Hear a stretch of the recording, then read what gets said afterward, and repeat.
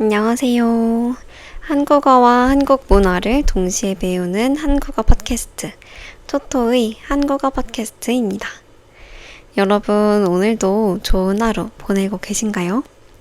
저는 오늘 퇴근을 하고 왔습니다. 여러분은 일주일 중에 가장 좋아하는 요일이 언제인지 궁금해요.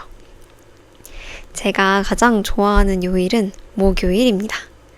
왜냐하면 다음이 금요일이거든요. 당연히 금요일이 좋지 않은가 생각하실 수도 있겠지만 저는 금요일을 기다리는 그 마음이 참 좋습니다. 오늘 출근을 하면서도 그래 역시 내일이 금요일이니까 참 좋다 생각하면서 출근을 했어요. 하지만 웬일인지 오늘 일은 쉽지가 않았습니다. 그래서 오늘 조금 피곤한 그런 하루를 보내고 왔어요. 오늘 댓글을 남길 때에는 여러분이 좋아하는 요일과 이유도 같이 적어주시면 좋을 것 같아요. 오늘은 어떤 주제로 이야기를 해볼까 생각을 해보았는데요. 구독자님께서 추천해주셨던 주제로 이야기를 해보려고 합니다.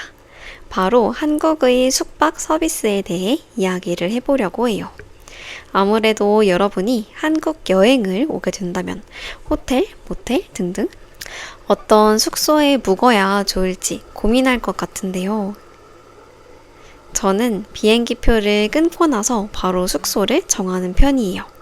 이렇게 여행을 준비하는 단계에서 미리미리 준비를 해야 하는 부분이기도 하고 어떤 숙소에 묵는지에 따라서 여행의 질이 달라지기도 합니다. 그만큼 숙박 공간이라고 하는 건 굉장히 여행에 큰 영향을 미치는 요소인데요. 오늘은 한국의 숙박 종류에 대해서 알아보고 각각 어떤 특징을 가지고 있는지 그리고 어떤 경우에 이 숙소에 묵으면 좋은지까지 추천을 해보도록 하겠습니다. 그럼 저와 함께 한국의 숙박 서비스에 대해서 이야기해 볼까요? 첫 번째, 숙박 장소는 바로 호텔입니다. 가장 기본적인 숙소라고 할 수 있는데요. 한국에도 세계적인 브랜드의 체인 호텔부터 한국의 로컬 브랜드 호텔까지 다양한 호텔이 준비되어 있습니다. 서울 강남이나 명동, 부산의 해운대, 그리고 제주도 등등 관광객이 많이 찾는 지역에도 이런 고급 호텔이 많습니다. 또 내부 시설도 잘 갖춰져 있어서 여러분이 좀 편안한 여행을 원한다면 이 호텔에 묵는 걸 추천드리고 싶은데요. 제일 먼저 호텔이 가진 장점이라고 하면 안정적인 서비스를 제공한다는 점을 꼽을 수 있어요. 체크인을 하고 체크아웃을 하는 그런 시스템이 잘 갖추어져 있고 또 프론트 직원분들도 기본적으로 영어를 할 줄 아십니다. 그렇기 때문에 여러분이 한국 여행을 왔을 때 조금 더 편안하게 체크인, 체크아웃도 하고 싶고 소통도 쉽게 하고 싶다면 호텔에 묵는 게 좋겠죠. 호텔의 가격도 상당히 다양한 편인데요. 5성급 호텔의 경우 1박에 수십만 원 정도 합니다. 30만 원이 될 수도 있고 40만 원, 50만 원이 될 수도 있다는 의미입니다. 하지만 비즈니스 호텔, 쉽게 말하면 회사원들이 출장을 위해서 잠시 머무는 그런 호텔 같은 경우는 10만 원 안팎으로 머물 수도 있어요. 제가 최근에 갔던 비즈니스 호텔에서는 아침 조식으로 한국의 다양한 컵라면을 먹을 수가 있었습니다. 또 요즘은 이런 조식 뷔페 그리고 루프탑 바 이용을 위해서 호텔을 이용하는 사람도 많아지고 있는데요. 호텔 안에는 헬스장은 물론이고 코인 세탁실, 한국의 편의점 등등 여러 부대 시설이 잘 되어 있어서 편안한 여행을 하기에 좋았습니다. 저는 최근에 한국의 한 유명 여행 유튜버가 제주도에 있는 비싼 호텔에 다녀온 영상을 본 적이 있어요. 백종원이라고 하는 요리 연구가의 이름을 가지고 운영하는 그런 호텔인데 그곳이 조식 뷔페가 맛있기로 유명해서 많은 사람들이 찾아온다고 합니다. 저도 영상으로만 보았는데도 음식의 퀄리티가 좋아 보이고 내부에 있는 부대 시설에서 마사지, 테라피 같은 걸 하는 모습을 보아서 나중에 기회가 된다면 한번 가보아도 좋지 않을까라는 생각을 했습니다. 한국 사람들은 이런 호텔을 이용할 때 꼭 여행이 아니더라도 특별한 날이 되면 호텔에서 묵으면서 시간을 보내기도 하는데요. 이걸 호캉스라고 부릅니다. 호텔과 바캉스를 합쳐서 호캉스라는 합성어를 만들어냈어요. 많은 사람들이 호텔에 가서 별 다른 일을 하지 않고 그저 푹 쉬고 조식도 먹고 룸서비스도 시켜 먹으면서 나를 위한 보상을 주는 푹 쉬는 그런 휴가의 개념입니다. 그래서 호텔은 조금 편안한 여행을 하고 싶은 분들께 추천드리고 싶어요. 두 번째는 게스트하우스입니다. 게스트하우스는 특히 배낭여행객들이 많이 찾는 숙소 중 하나예요. 가장 큰 장점들을 꼽으라면 아무래도 가격이 저렴하다는 점, 그리고 다른 여행객들과 소통할 수 있다는 점을 장점으로 꼽고 싶습니다. 주로 홍대, 이태원, 경복궁 등등 아무래도 외국인이 많이 찾는 곳들에 이런 게스트하우스가 많이 있는 모습을 살펴볼 수 있어요. 물론 제주도 여행을 가도 이 게스트하우스를 쉽게 찾아볼 수 있습니다.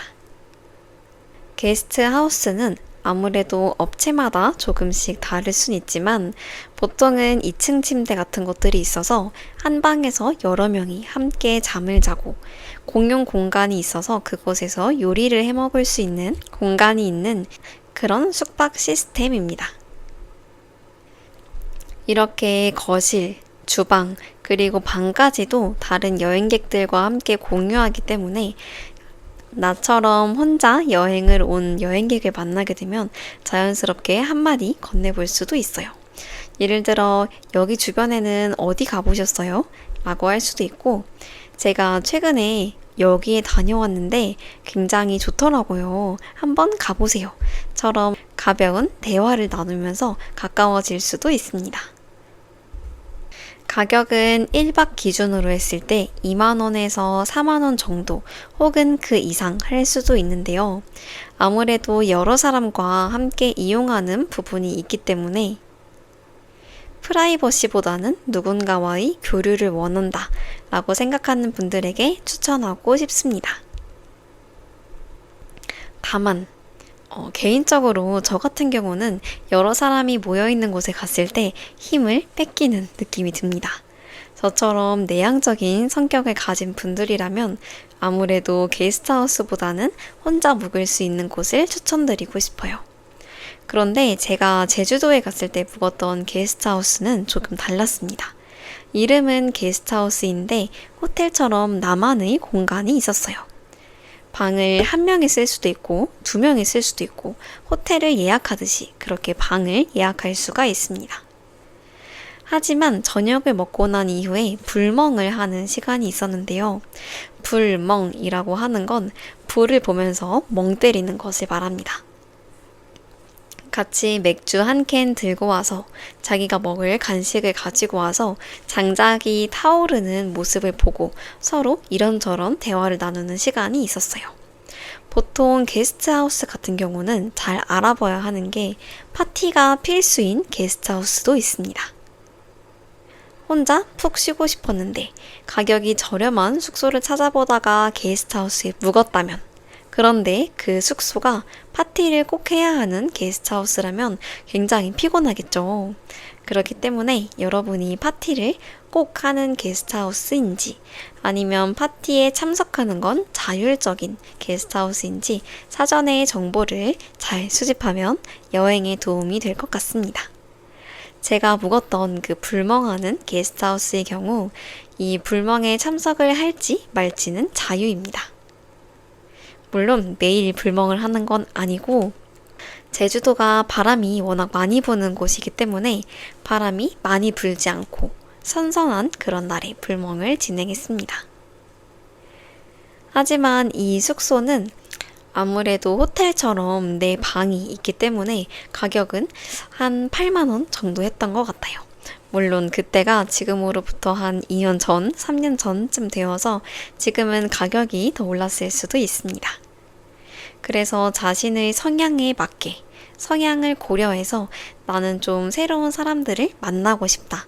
사람들과 친해지고 싶다. 하시는 분들은 게스트하우스에서 머물면 좋을 것 같습니다. 혹은 한국 여행을 와서 나는 다양한 경험을 해보고 싶다 라고 하는 분은 파티를 하는 게스트하우스 그리고 파티를 하지 않는 게스트하우스 이 두 군데를 모두 경험해 보는 것도 좋을 것 같아요. 세 번째는 펜션입니다. 한국에는 펜션이라고 하는 곳이 있는데요. 가족이나 또는 친구들과 함께 여행을 해서 묵을 장소가 필요할 때, 단체 관광객이 단체로 묵을 숙소가 필요할 때 많이 사용하는 숙소입니다. 주로 강원도나 가평, 남해 이런 자연 관광지 근처에 펜션이 많습니다. 한국에서는 특히 친구들과 계곡에 놀러 갈 때 이 펜션에 묵는 경우가 많아요. 펜션의 장점이자 특징은 넓은 공간과 이용할 수 있는 바비큐 시설인데요. 아무래도 여름의 멋진 추억을 떠올리면 친구들과 물놀이도 즐기고 같이 바비큐를 하면서 고기를 구워 먹는 그런 모습을 떠올리지 않을까 싶습니다. 일종의 여름 낭만이라고 볼 수도 있어요. 그래서 여름철에는 계곡이나 바닷가 근처에서 고기를 구워 먹고 숙소에 들어와서 친구들과 술도 마시고 이런저런 대화를 나누며 시간을 보내는 것이 인기가 많습니다. 사실 예전에는 펜션이 다 인원을 수용할 수 있는 것에 비해서 가격도 저렴하다는 측면에서 장점도 굉장히 많았는데요. 요즘에는 펜션도 저렴하다는 이미지를 벗어나서 고급스러운 펜션들도 많이 생기는 추세입니다. 예를 들면 풀빌라가 갖춰진 펜션 같은 것들이 대표적인 예시라고 볼 수 있겠네요. 하지만 이번 여름 한국에서는 이 펜션 문화에 대해서 큰 논란이 있었습니다. 그 논란의 중심은 고객이 해야 하는 것들에 있었는데요. 예를 들어 손님이 사용하고 난 공간은 다시 청소를 해두어야 합니다. 그곳에 있는 냄비나 프라이팬 같은 것들을 직접 설거지를 해놓아야 하고 분리수거도 직접 해놓아야 하고 침구류 같은 것도 깨끗하게 정리를 해두어야 합니다. 만약 이것을 어기면 벌금을 물거든요. 그렇기 때문에 많은 사람들이 아니 내가 돈 내고 숙소를 이용하는 건데 왜 뒷처리까지 내가 다 하는 거냐 그리고 점점 퇴실 시간은 왜 자꾸 짧아지는 거냐 라는 의견을 내면서 이 펜션에 대한 논란도 상당히 컸습니다. 하지만 물론 자연 속에서 푹 쉴 수도 있고 다 인원을 수용 가능하다는 점에서 가족 혹은 친구들과 함께 묵을 장소를 찾는 분들에게는 여전히 인기가 있긴 합니다. 저도 이 펜션에 대한 경험을 떠올려 보자면 저는 주로 친구들과 여행을 갈 때 이용하지는 않았지만 대학생 때 MT를 가면 꼭 펜션을 이용했습니다. 아무래도 50명 정도 되는 사람들을 다 수용할 수 있어야 하기도 하고 다른 사람들의 눈치를 보지 않고 숙소를 통째로 빌려서 우리끼리 신나게 놀 수 있다는 점에서 그 당시 학교에서는 다 같이 펜션을 빌렸던 것 같아요. 아무래도 MT를 갔기 때문에 다들 술을 진탕 마시고 막 토하는 사람도 있고 너무 취해서 자는 사람들도 있었는데요. 그 다음날 새벽이 되면 다 같이 일어나서 뒷정리를 했던 기억이 있습니다. 보통 호텔 같은 경우는 체크아웃 하는 시간이 12시, 11시 정도잖아요. 이 펜션은 숙소에 따라 다르지만 10시나 9시인 곳도 있다고 합니다. 그래서 사람들이 전날 늦게까지 놀다가 다음날 아침에는 부지런히 일어나서 청소를 해야 합니다. 이런 것 때문에 펜션에 대한 논란이 있겠지만 장점도 있으니 여러분도 적절히 취사 선택하면 좋을 것 같아요. 네 번째는 한옥 스테이입니다. 여러분이 한국에서 조금 특별한 숙박 경험을 원한다면 이 한옥을 추천해드리고 싶어요. 한옥은 한국의 전통적인 가옥을 말합니다. 지붕은 기와로 되어 있고 마루도 있고 온돌방도 있습니다.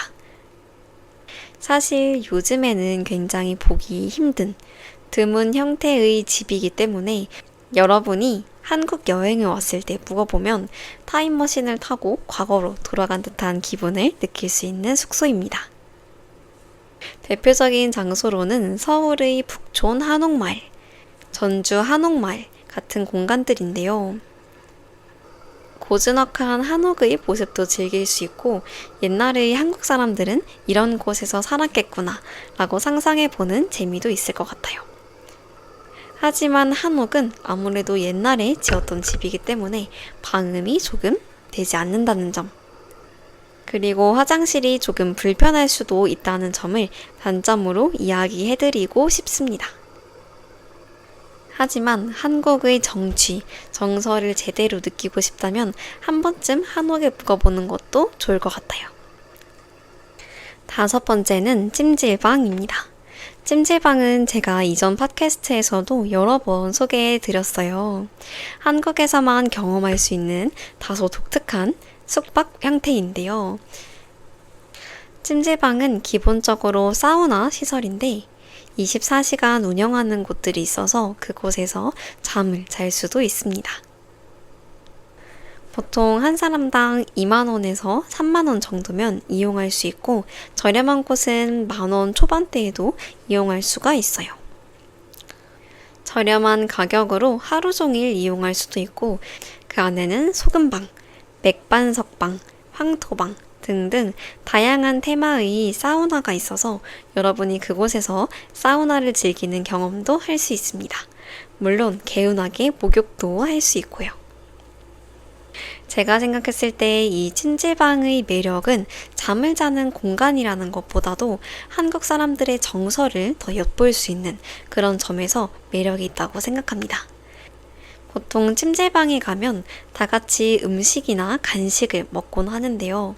대표적인 것이 군계란과 식혜입니다. 뿐만 아니라 배고픈 사람들을 위해서 미역국도 먹을 수 있는데요. 한국인들의 여가 문화를 직접적으로 체험해 볼 수 있다는 점에서 찜질방도 매력적인 선택지가 되지 않을까 싶어요. 숙박비도 아끼면서 그와 함께 한국 사람들의 삶에 조금씩 가까워져 볼 수 있는 기회입니다. 하지만 찜질방에서 시간을 보낼 때 특히 잠을 자게 된다면 몇 가지 주의할 점도 있는데요. 첫 번째로 자신의 물건을 도난당하지 않도록 주의해야 합니다. 휴대폰이 사라지지 않도록 잘 챙겨야 하는 것은 기본 중의 기본입니다. 두 번째는 모두가 함께 사용하는 열린 공간이기 때문에 너무 시끄럽게 하면 안 됩니다. 세 번째로 코 고는 사람이 있을 수 있다는 점이에요. 그곳에서 자는 사람들이 워낙 다양하기 때문에 평소에 잠귀가 밝아서 조금 예민한 분이라면 찜질방의 사우나 시설만 이용하고 잠은 다른 곳에서 묵는 걸 추천드리고 싶습니다. 6번째는 모텔입니다. 사실 모텔이라고 하면 예전에는 되게 부정적인 의미가 강했어요. 뭔가 성인 남녀들만 사용할 것 같은 그런 공간이었는데 요즘에는 리모델링도 하면서 인식이 많이 바뀌었습니다. 모텔도 호텔 못지않게 시설이 좋은 곳들이 많거든요. 또 무인으로 체크인할 수 있다는 점, 그리고 TV도 큰 TV가 있다는 점, 안마의자가 있기도 하거나 스타일러가 있기도 해서 시설이 눈에 띄게 좋아지고 있습니다. 그래서 많은 관광객들이 호텔보다는 모텔을 선택하는 일이 많은데요. 가격도 호텔에 비해서 굉장히 합리적인 편입니다. 가장 저렴한 곳을 찾아보면 3만원 정도 하는 곳도 있고 물론 비싼 곳은 한 8만원 정도 하기도 하는데요. 그래도 이 가격이 호텔에 비하면 훨씬 합리적인 가격이라고 느껴집니다. 이렇게 리모델링도 하고 인식이 많이 변화하면서 예전에는 부정적으로 느껴졌던 모텔도 요즘에는 가성비가 좋은 모텔로 인식되고 있습니다. 7번째는 촌캉스입니다. 이 촌캉스는 요즘 젊은이들 사이에서 굉장히 떠오르고 있는 그런 숙박 형태 중 하나인데요. 제가 촌캉스라고 이야기하니까 혹시 앞서 얘기했던 다른 단어가 떠오르지 않으셨나요? 맞습니다. 바로 호캉스인데요. 앞서 이야기했던 호캉스의 경우 호텔과 바캉스를 합쳐서 이야기했다면 이 촌캉스는 촌과 바캉스를 합쳐서 만든 합성어입니다. 촌은 시골을 의미해요. 바쁘고 복잡한 도시 생활에서 벗어나서 조용하고 차분한 시골에 놀러가서 하루 시간을 보내는 것을 촌캉스라고 합니다. 사실 예전에는 숙소라고 하면 앞서 이야기했던 호텔, 모텔, 게스트하우스 같은 것을 주로 생각했는데 요즘엔 시골이나 농촌에 있는 작은 숙소, 작은 한옥, 민박, 농가 체험 숙소 등 이 시골의 정취를 느낄 수 있는 숙소들이 새로운 선택지로 떠오르고 있습니다. 특히 촌캉스는 자연에서 시간을 보내고 싶은 젊은 세대들에게 인기가 굉장히 많은데요. 서울이나 부산 같은 대도시에 사는 사람들이 주말을 맞이해서 친구들과 함께 시골로 여행을 떠나는 개념이라고 볼 수 있습니다. 주변 산책도 하고 농작물 수확 체험도 하고 밤에는 하늘의 별을 보면서 친구들과 낭만을 느낄 수 있는데요. 아무래도 공간이 시골 공간이기 때문에 친구들과 함께 정겨운 느낌으로 사진을 찍기도 합니다. 예를 들어 편안한 바지를 입고 장화를 신고 꼬미도 들고 고무장갑도 끼면서 다 같이 우리 시골에 놀러 왔어요 라는 분위기를 낼 수 있는 그런 분위기를 담은 사진을 찍고 추억으로 간직하기도 합니다. 추억으로 간직할 때는 어디에 올리겠습니까? 바로 인스타그램에 올립니다. 촌캉스는 요즘 젊은이들 사이에서 인기가 많은 방식 중 하나라서 간단하게 소개해 드렸습니다. 마지막 장소는 1인 여행자를 위한 캡슐 호텔입니다. 캡슐 호텔은 사실 한국에만 있는 것도 아니고 여러 나라들, 특히 공항에만 가도 쉽게 찾아볼 수 있는 숙박 형태 중 하나입니다. 처음에는 일본에서 시작된 형태이지만 요즘은 한국에서도 캡슐 호텔을 찾아볼 수 있습니다. 제가 찾아보니까 한국에는 주로 부산에 이 캡슐 호텔이 있네요. 작은 공간이지만 그 안은 생각보다 알차다고 해요. 내 방을 위한 조명도 있고 충전할 수 있는 콘센트도 있고 침구류도 생각보다 푹신푹신하다고 합니다. 보통 1박 가격은 3만원에서 5만원 사이이기 때문에 가격대도 생각보다 부담되진 않는데요. 내가 잠을 잘 수 있는 캡슐 같은 공간이 있고 공용으로 함께 이용할 수 있는 공간도 있어서 나는 나만의 아늑한 공간이 필요하다 하는 분들께 추천드리고 싶어요. 또 요즘에는 캡슐 호텔 디자인도 굉장히 세련되었고 가격 대비 시설이 나쁘지 않아서 혼자 여행하는 사람들에게 인기가 많다고 합니다. 저는 아직까지 캡슐 호텔에 묵어본 적은 없는데요. 밀폐된 공간에서 혼자 잠을 잔다는 게 어떤 느낌일지 조금 궁금합니다. 왠지 무서울 수도 있을 것 같고 어쩌면 생각보다 아늑하다고 느낄 수도 있을 것 같아요.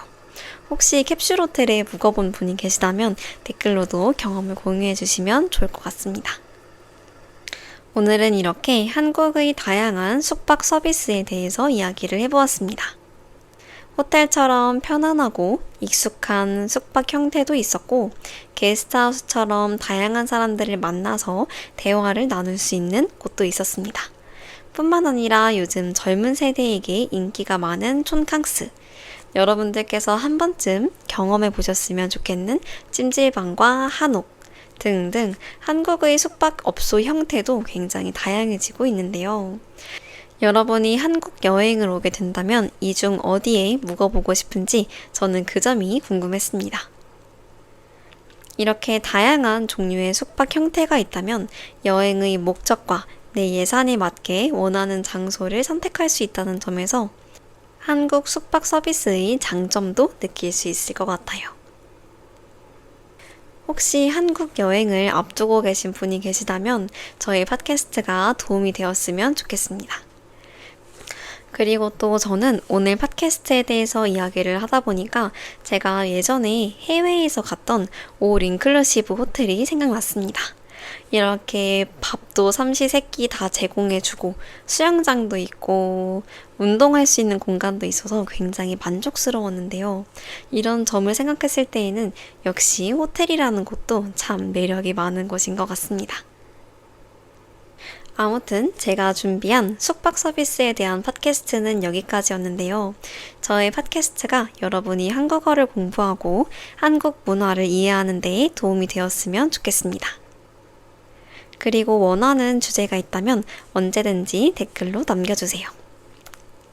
그럼 한국어 공부도 열심히 하시고 다음에도 한국의 재미있는 소식을 전하는 팟캐스트로 돌아오도록 하겠습니다. 그럼 다음 팟캐스트에서도 또 만나요. 안녕.